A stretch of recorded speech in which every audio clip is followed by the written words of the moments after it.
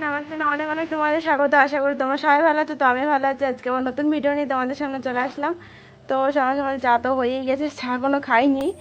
কালকে রাতে তো রুটি হয়েছে, তো রুটি দিয়ে চা খাবো। রুটি দিয়ে চা খেতে আমার খুব ভালো লাগে। তো আমি আর মামি আজকে আছি, তোমার দাদা ভাই তো নেই, কালকে চলে গেছে। আজকে দুজনাই আছি। তো দুজন মিলেই চা আর রুটি দিয়ে খাবো, বিস্কুট খাবো না। আর সোনা বসে পড়েছে, সোনাকে ভাবছি কি দেবো। দেখো সোনা এখানে বসে রয়েছে, কারণ সোনা কি চা খায় না, লিকার চা খাইতে চায় না।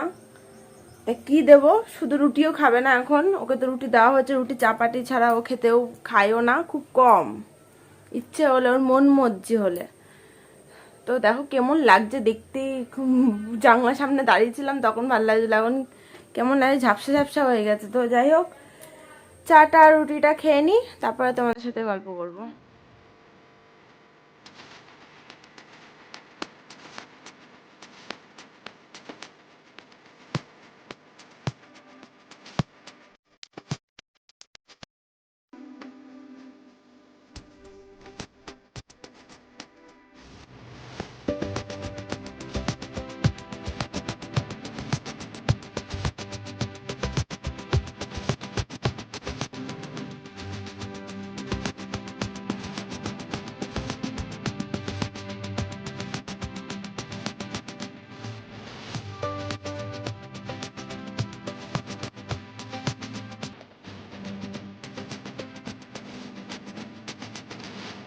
চা খাওয়া কমপ্লিট হয়ে গেছে। এখন জানলার সামনে আসলাম। আজ সকাল থেকে বৃষ্টি হয়েই যাচ্ছে। আজকে তো রবিবার, তোমাদের দাদা ভাই যেতে পারিনি হাটে এই বৃষ্টির জন্য। কালকে বাসপুতে এসছে, আজকে সকালবেলা উঠবে কি, উঠে দেখে কি বৃষ্টি হচ্ছে। আর যেতে পারলো না। দেখো বৃষ্টিটা বন্ধ হয়েছে, কেন পারতো সকালবেলা বন্ধ হতে, এখন আবার হবে। পুরো মেঘলা করে রয়েছে। চলো তোমাদের ব্যাক ক্যামেরা করে ওয়েদারটা দেখায়। দেখো ওয়েদারটা তোমরা, পুরো কালো হয়ে রয়েছে, ঝিম ধরে রয়েছে। হালকা হালকা মাঝে সাঝে হাওয়াও দিচ্ছে। আমরা ওয়েদারটা কেমন হয়ে রয়েছে, রোদ না উঠলে একদিকে ভালো, গরমটা কম লাগে। এরকম ওয়েদার থাকলে ভালো লাগে। কিন্তু আবার আরেকদিকে কি, যাদের জামা কাপড় কাচার থাকে তাদের আবার জামা কাপড় শুকাতে যায় না। রোদ না থাকলে শুকাবে কি করে বলো। এদিকে বর্ষাকালও জ্বালা, এদিকে গরমকালও জ্বালা, আবার শীতকালেও জ্বালা। শীতকালে ঠান্ডার মধ্যে সবাই চাদর কাঁথা সব গায়ে দেবে, আর এক গাদা নোংরা হয়, আবার কাছাকাছি করতে হয়। কি বলছো মামি? মামি আজকে এক গাদা কেচেছে, রোদ নেই, যে শুকাবে কি করে। সব দিকেই জ্বালা, যেই সিজনই আসবে সেই সিজনই জ্বালা। তো যাই হোক, আজকে একটু ঠান্ডা ঠান্ডা আছে, ভালো লাগছে।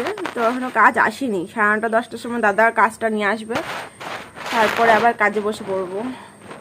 সকালের খাওয়াটা হয়ে গেছে, রুটি চা, পেটটা ভরে গেছে, অসুবিধা নেই। একটু বেলা করে খেলেও আমার কোনো অসুবিধা নেই, আজকে পেটটা এমনি ভরে গেছে রুটি চা খেয়ে। তো চলো তোমাদের সাথে আবার পরে কথা হবে। কি সুন্দর হাওয়া দিচ্ছে, খুব ভালো লাগছে। এই জানলার সামনে দাঁড়ালে খুব ভালো লাগে, ঠান্ডা ঠান্ডা হাওয়াটা আসছে না গায়ে।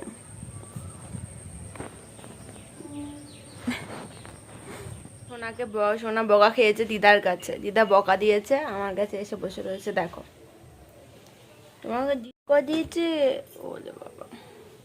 তো দিদার কাছে বকা খেয়েছে না, ওই জন্য এখন মন মরা হয়ে গেছে, মন মরা, তাই না বলো সোনা? না না, কেউ বকা দিইনি, কেউ বকা দিইনি। তোমরা এরকম ভাবে ডান্স করতে কেউ পারবে? সোনা এখন ডান্স করতে ব্যস্ত। ছুনটা ছুনটা ছুনটা চুনতে চুনতে চুনটা চুনতে চুনতে চুনটা চুনটা।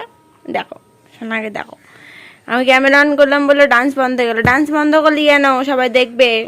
ডান্স কর, ডান্সও করো।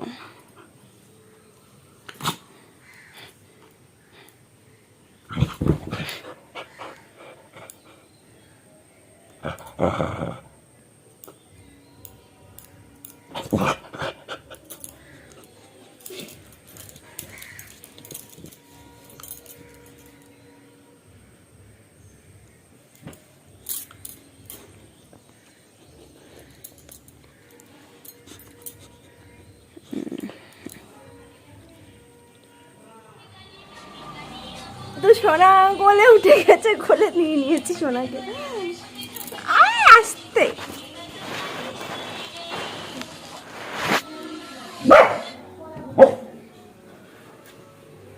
জানলার মধ্যে বসেছে।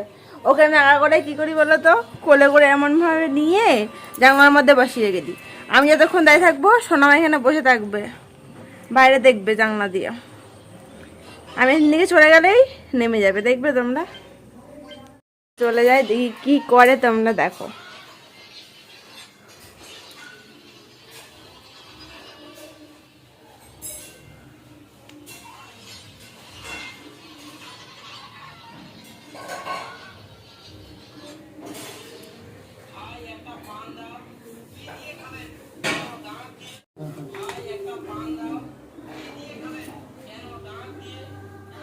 হাঁটাহাঁটি আবার কোলে নিয়ে নিয়েছি ওকে।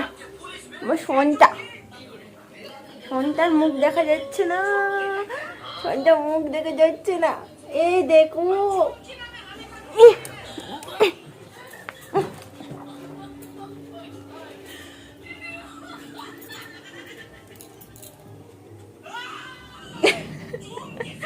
শোকাশুকি করছে, শোকাশুকি।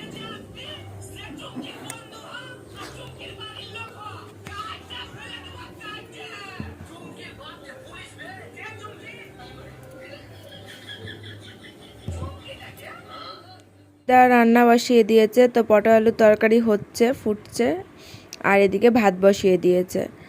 আর ওদিকে হলো মামি দেখো বাসন মাজছে, তো চায়ের বাসন ছিল, তারপরে আর কি একটা কড়াই ছিল, থালা ছিল কটা, তো ওই বাসনগুলোই এখন মামি মাজছে। তো মামি আবার বলছে আমি কীভাবে বসে আছি, তুই আবার ভিডিও করছিস সেভাবে। তো আমি বললাম কী হয়েছে, কীভাবে বসে আছো। তো যাই হোক, এই নিয়ে মামির সাথে কথা বলছিলাম। সকালের ব্রেকফাস্টে আছে হলো পটল আলুর তরকারি আর হলো রুটি। তো এটাতে মামাকে দিয়েছিলাম এই থালাতে আর কি, মামা খেয়ে চলে গেছে, তো অল্প একটু তরকারি পড়েছিল, তো ওই জন্য এই থালাতেই খেয়ে নিলাম আমিও রুটি নিয়ে।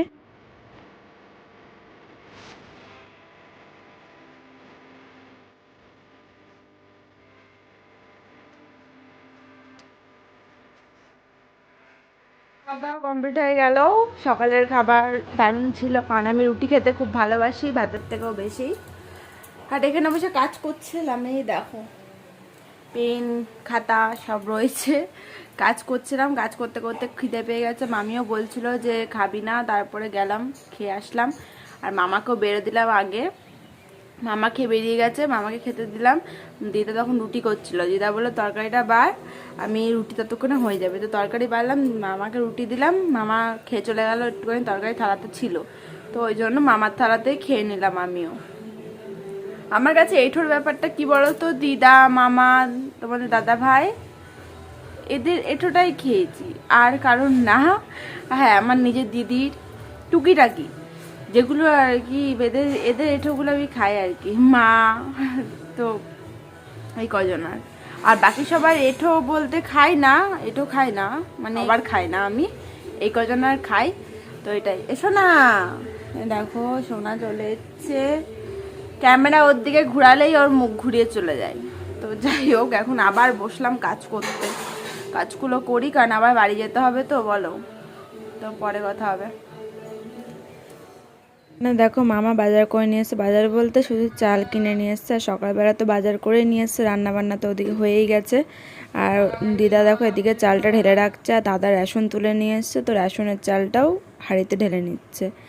তো এখানে দেখো দুপুরের খাবার আর কি খেতে বসে পড়েছি, আর ওদিকে চেয়ারে দিদা আর মামা বসেছে খেতে, আর মামি সবাইকে খেতে দিচ্ছে। তো আজকে দুপুরে মেনুতে দেখো কুমড়ো আর উচ্ছে ভাজা, পটল ভাজা, আর এদিকে বাটা মাছের ঝোল। তো বাটা মাছ আমি খাই না, কিন্তু এই বাটা মাছটা একটু বড় আছে, আর মানে বলো তো কি, পেটে প্রচুর বড় একটা ডিম রয়েছে। তো আমি ভাবছিলাম খেতে পারবো কি পারবো না, তারপর অনেকক্ষণ লেগেছে, কারণ আমি ছোটো ছোটো কাটা তো বেছে খেতে পারি না। তো তাও আস্তে আস্তে বসে বসে খেয়েছি। আর জ্যান্ত মাছের টেস্টটাই আলাদা, তো বাটা মাছ তো সবসময় জ্যান্তই হয়, তো ওই জন্য টেস্ট ছিল মাছটার। আর তার মধ্যে পেটে ডিম ছিল, বুঝতেই পারছো কতটা টেস্ট ছিল। আর তারপরে আমি খেয়ে নিয়ে দেখো ল্যাসুর জন্য ভাত মাখছি। তো ল্যাসুরও ডিম দিয়ে ভাতটা মাখা হচ্ছে, মাছের ডিম দিয়ে। আর ও মাছের ডিম দিয়ে ভাত খেতে খুব ভালোবাসে, তো ওই জন্য মাছের ডিম রয়েছে, তো ওকে ভাত এই দিয়ে মেখে দিলাম। তো না হলে বলো তো কী হতো, দিদা নাই ডিম ভাজতো, তো ডিম নাই সেদ্ধ হতো, তো ডিম যেহেতু ছিল তো ওই দিয়ে ভাত মেখে দিলাম। তো দেখো এদিক ওদিক তাকাচ্ছে, যেহেতু আমি ক্যামেরা ওর দিকে ঘুরিয়ে রেখে দিয়েছি ফোনটাকে, তো এদিক ওদিক দেখে নিয়ে তারপরে দেখো ও খাচ্ছে আর কি।